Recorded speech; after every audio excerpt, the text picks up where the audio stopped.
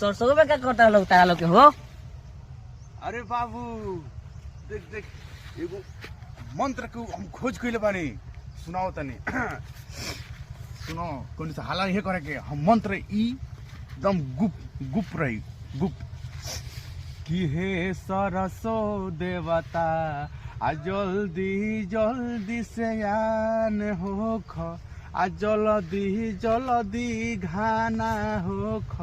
आल भर के सहारा हे सरसो देवता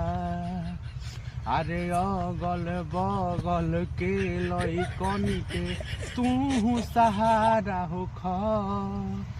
अरे तनी सा गुजारा कर अरे घाना जब तू हो खब अरे घाना जब तू हो खब आल भर के सहारा